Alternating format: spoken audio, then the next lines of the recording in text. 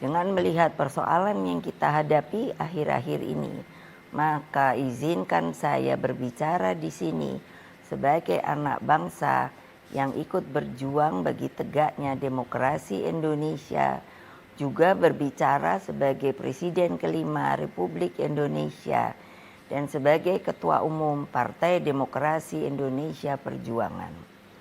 Saudara-saudara sekalian, keputusan Majelis Kehormatan Mahkamah Konstitusi telah memberikan cahaya terang di tengah kegelapan demokrasi.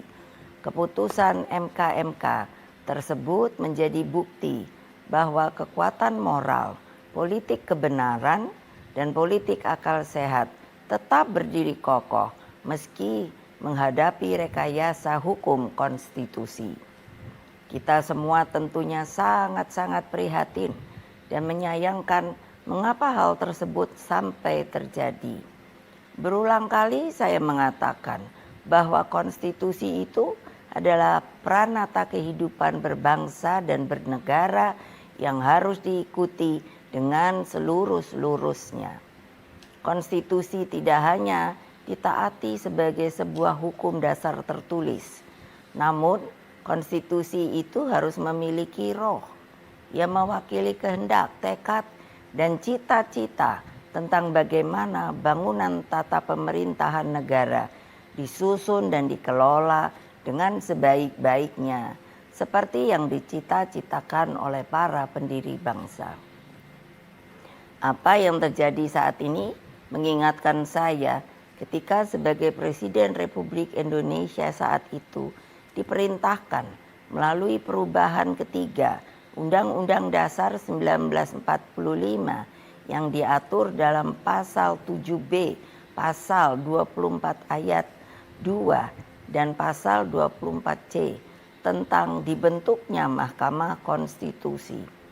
Dari namanya saja, Mahkamah Konstitusi ini seharusnya sangat-sangat berwibawa, memiliki tugas yang sangat berat dan penting guna mewakili seluruh rakyat Indonesia di dalam mengawal konstitusi demokrasi. Dengan perannya yang begitu penting, saya sangat serius menggarap pembentukannya. Saya sebagai Presiden didampingi oleh Menteri Sekretaris Negara mencarikan sendiri gedungnya, dan saya putuskan berada di dekat istana, yaitu suatu tempat yang sangat strategis yang disebut sebagai Ring 1, sehingga Mahkamah Konstitusi tersebut harus bermanfaat bukan bagi perorangan, tapi bagi rakyat, bangsa, dan negara.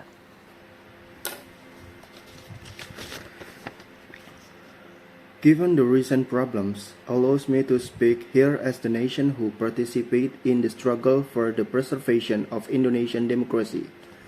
As the fifth President of the Republic of Indonesia Democratic Party of Struggle chairperson, the decision of the Honorary Council of the Constitutional Court has shown a dazzling light in the midst of democracy's gloom. The ruling of the Constitutional Court demonstrates that, despite the architecture of the constitutional legislation, the moral strength of political truth and political common sense remains robust.